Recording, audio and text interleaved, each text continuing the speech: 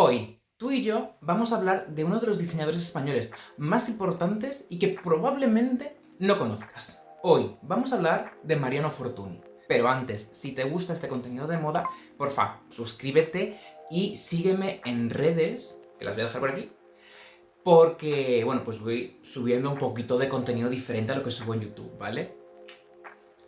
La familia Fortuny Madrazo, después de vivir en París, se mudarán a Granada, donde en 1871 nacerá Mariano Fortuny Madrazo, hijo de Celia de Madrazo y de Mariano Fortuny y Marsal, que era un gran pintor de la época y que por tanto en sus pinturas podíamos ver el reflejo de la vida cotidiana de su familia, como por ejemplo en Desayunos en la Alhambra o Los hijos del pintor en El sazón japonés, cuadro que no terminaría debido a que fallecería antes. Granada no sería ni mucho menos el único lugar de residencia de la familia Fortuny. Después de Granada se mudarán a Roma y por último a París, que será algo muy importante para la vida de nuestro diseñador.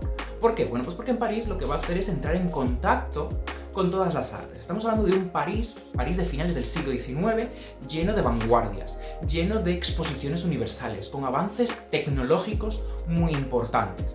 En París verá el nacimiento de la luz eléctrica o de las dinamos y empezará a entrar en contacto con el teatro y con la ópera. Por ejemplo, va a quedar fascinado con las composiciones de Wagner, pero sus ideas se van más allá de la mera canción o de la del mero guión de teatro, sino que va a la puesta en escena y sobre todo a la luz, que es un elemento muy importante a lo largo de la carrera de Mariano Fortuny. Por ejemplo, empieza a cuestionarse cómo proyectar el cielo en el techo del escenario para así pues darle más vida a la obra. Algo que pues le llevará muchos años de ensayo y error, pero acabará consiguiendo. Otro punto muy importante en su vida es mudarse de París a Venecia. Venecia va a ser la sede de todo, es donde todo va a ocurrir. Al principio se muda con su madre y con su hermana. Y ellas, digamos, pues que no son muy sociables respecto a salir de casa. Son pues bastante caseras, pero sí que les gusta mucho recibir gente. Entonces, el palacio al que se mudan va a ser un ir y venir constante de cantantes, de bailarines, bailarinas, de actores y actrices, y va a estar rodeado de arte, ¿no? Mariano, de hecho, va a tener una cámara fotográfica, o sea, imaginarse cómo puede ser la cámara de finales del siglo XIX, y va a retratar, pues, su día a día. Aquí, en Venecia, es donde conocerá a Henriette Negrin, que será su gran amor, su compañera de vida y su compañera de trabajo. Sí que es cierto que la relación al principio pues es un poco complicada, porque ella está casada, entonces durante 3 años tienen que vivir una relación secreta hasta que ella consigue el divorcio y se puede mudar a Venecia con él. Henriette es una diseñadora y artista textil francesa que está especializada en el teñido de los tejidos, ¿no? Por ello que va a tener un gran peso en el desarrollo de los diseños que después hará Fortuny. Además, en 1909 llegará a patentar en el Instituto de Propiedad Intelectual de París una máquina de teñido automático. Aunque sí que es cierto que si tú te vas al registro, está registrada a nombre de Mariano Fortuny. Pero hay una carta recogida en la Biblioteca Marciana, que es la Biblioteca Nacional que se encuentra en Venecia, que dice textualmente: esta patente es propiedad de la señora Henriette Brassard, que es la inventora. He tomado esta patente en mi nombre por la urgencia del depósito.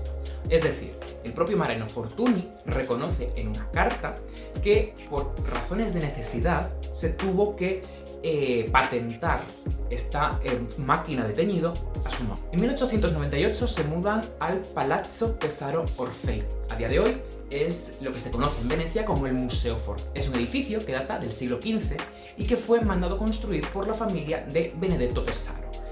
A lo largo de los años se extinguen todas las líneas de herencia de esta familia, entonces lo que se decide es dividir este edificio en apartamentos para personas con pocos recursos. Es un edificio que es un ejemplo del gótico veneciano y Fortuny y Henriette, cuando lo ven, pues se prendan y lo primero que hacen es comprar el ático. Poco a poco se van a ir haciendo con todos los apartamentos y van a ir modernizándolo. Más que modernizándolo, van a ir recuperando la esencia del edificio. Y aquí será donde construyan su taller y su vivienda. 2 de las plantas del edificio van a estar destinadas a este taller en el que se van a llevar a cabo los diseños de Fortuny y donde se van a llevar a cabo todos los experimentos textiles de Henriette.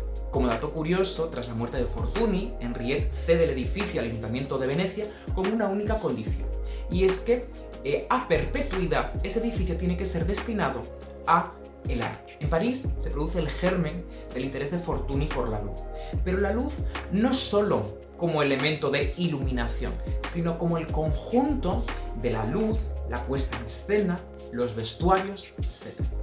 De aquí lo que hace es empezar a desarrollar técnicas de luz, como pueden ser técnicas de luz indirecta, o crear los dimmers eléctricos que permitían regular la intensidad de la luz para que contase y participase de contar la historia que se estaba representando.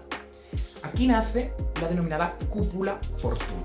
La cúpula Fortuny lo que buscaba era refractar la luz, y esta refracción permitía dotar de elementos la escena. La cúpula Fortuny no dejaba de ser una estructura, una semiesfera, que se colocaba en la parte trasera del escenario del teatro y que, pues eso, mediante la refracción de la luz permitía jugar con la puesta en escena, ayudado también, por ejemplo, del tipo de vestuario, de las telas, etc. Lo que en cierto modo es el germen posterior de los diseños de prendas. Este concepto de la cúpula Fortuny se traslada a la esfera doméstica y se crea la lámpara Fortuny. La lámpara Fortuny probablemente en el momento en el que veáis la foto, pues vas a decir, hostias, es esta lámpara, pero no la vincules probablemente con el diseñador. Es de origen, por tanto, español esta lámpara, y lo que hace es jugar con el mismo concepto. Tenemos una semiesfera, una bombilla central, y jugando con la refracción de la luz de la semiesfera, pues se busca dar este tipo de luz indirecta. Además de la cúpula, lo que vamos a tener es una estructura en 3 patas, estructura normalmente de aluminio, y que además permite rotar la lámpara 360 grados. Para Fortuny es probablemente la más importante, pero tiene otras lámparas. Tenemos, por ejemplo, la lámpara Ícaro, que está formada por 3 niveles, o la lámpara Sherezade, que también tiene esta estructura en 3 niveles, donde cada nivel está formado por una tela con estampado oriental, por lo que conecta Venecia con Oriente, y que está sujeta por una serie de cables, todos decorados con cristales. Por lo tanto, Fortuny lo que hace es entender la escena como un todo, desde el vestuario, la luz y los propios elementos de la escena. Tan importante es que los directores y escenógrafos durante todo el siglo XX emplearan estos elementos como base para la representación de sus obras. Probablemente, si conoces a Fortuny, lo vas a conocer por el vestido de Elfos. El vestido de Elfos no deja de ser un vestido muy simple, pero que es símbolo de elegancia. Es un vestido que se caracteriza primero por su color y segundo por su plisado. Realmente es un vestido de lo más sencillo. Está inspirado en el chifón griego, que era la túnica habitual que se empleaban por hombres y por mujeres en la vida cotidiana griega. No deja de ser un rectángulo de tela que se plisa y se tiñe, que recae sobre los hombros y después se deja fluir libremente. Por lo tanto, también es un símbolo de liberación femenina, puesto que no lleva ningún tipo de corsé, ningún tipo de elemento que constriña la figura. Por ejemplo, en el Museo del Traje de Madrid encontramos este Fortuny, que es en color verde celadón, que es largo hasta los pies, con escote barco y manga. El Delfos se convierte poco a poco en un sinónimo de elegancia atemporal. ¿Por qué? Bueno, pues porque realmente durante toda la producción, desde 1909 que se empiezan a producir hasta el 49 que fallece Fortuny, durante 40 años, el Delfos es prácticamente igual. Lo único que varía realmente es el cuello y las mangas. Por lo tanto, también es un símbolo de clase social, ¿no? Donde las clases más altas buscan llevar este vestido. Además, para ayudar a esta elevación, ¿no?, del concepto de Delfos, hay que recordar que es un vestido que está hecho íntegramente a mano. Es decir, la tela se plisa a mano, se tiñe a mano y se confecciona el vestido a mano. Por lo tanto, la figura de Henriette es necesaria. ¿Por qué? Bueno, primero porque la historia oficial lo que nos dice es que Henriette es la que se encargaba de la investigación y, por tanto, del teñido de los vestidos. Aunque cada vez más historiadores, y prácticamente demostrado está, que realmente la invención del Delfos fue una cosa de Henriette. Es decir, incluso se dice que el propio Mariano, en su época, llegó a reconocer que su mujer era la que había creado el sistema de plisado del vestido y por tanto que el Delfos realmente es propiedad de Henriette. Como dato curioso y que ayuda a mitificar el Delfos, hay que contar que tras la muerte de Fortuny, su mujer Henriette lo que hace es tirar todo a los canales de Venecia. Tirar los patrones, tirar las técnicas y la maquinaria que se empleaba para plisar y para teñir. Por lo tanto, en su momento no se desveló cómo se hacía y a día de hoy, tras muchas investigaciones e intentos de replicar el plisado y el teñido, no se ha podido conseguir. O sea, realmente a día de hoy no se puede replicar un Delfos. Esta relación de Fortuny con el teatro lo que va a hacer es que entre en contacto con actrices y con bailarinas de la época. Por ejemplo, va a tener una relación muy estrecha con Isadora Duncan, que es una bailarina muy importante de principios de siglo y que va a ver en los diseños de Fortuny y sobre todo en el Delfos, ¿no?, esa caída y esa ligereza del vestido, el vestido idóneo para sus representaciones de danza. Entonces Isadora Duncan empezará a vestir diseños de Fortuny, puesto que permite, ¿no?, mayor movimiento corporal y lo que supondrá un cambio, un antes y un después en la danza de la época. Por ejemplo, con la actriz italiana Eleonora Duse, lo que va a hacer es que van a desarrollar también ciertos elementos de la escena, puesto que ambos comparten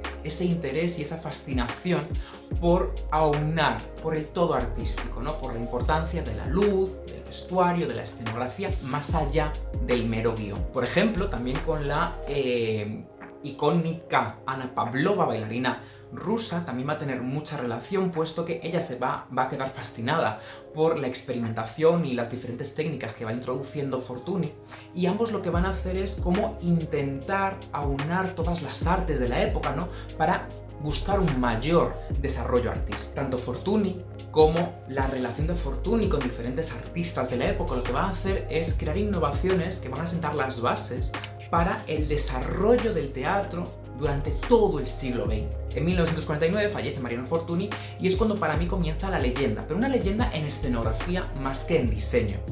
Sí que es cierto que tras su muerte, su mujer deja totalmente la producción artística y obviamente este mito es inspirador para los contemporáneos. ¿Por qué? Bueno, pues porque, por ejemplo, sus técnicas de luz indirecta o de jugar con las luces se siguen manteniendo a lo largo de los años, incluso en nuestros días. Diseñadores actuales, como pueden ser Issey Miyake, están muy inspirados, ¿no?, por ese juego con los pliegues. Por ejemplo, en la colección de Please Please de Issey Miyake, o por ejemplo también en Lanvin hemos tenido ciertas colecciones inspiradas en esos pliegues, ¿no?, característicos del Delfos. Con todo esto, Mariano Fortuny, para mí, y con lo que me quedo después de haber investigado un poco su historia, es que tiene una fama que no le corresponde. Me explico. Mariano Fortuny obviamente tiene que ser recordado por todos los avances técnicos y tecnológicos que introduce en el teatro, porque obviamente sienta las bases de muchos elementos que a día de hoy son indispensables y que son obvios, ¿no? Pero realmente se le atribuye a él la invención del Delfos y es reconocido por la invención del Delfos cuando ese reconocimiento debería tenerlo su mujer, ¿no? Henriette Negrin es realmente quien desarrolló las técnicas de teñido, quien diseñó las técnicas de plisado, es decir, es la creadora del concepto de Delfos. Sí que es cierto que yo entiendo, obviamente, que tenemos que posicionarnos a principios del siglo XX, donde, pues, probablemente era muy complicado que una mujer tuviese el reconocimiento, sobre todo porque eran elementos muy técnicos, ¿no? Si has llegado hasta aquí, muchas gracias y nada, te vuelvo a repetir, suscríbete, sígueme y nos vemos la semana que viene.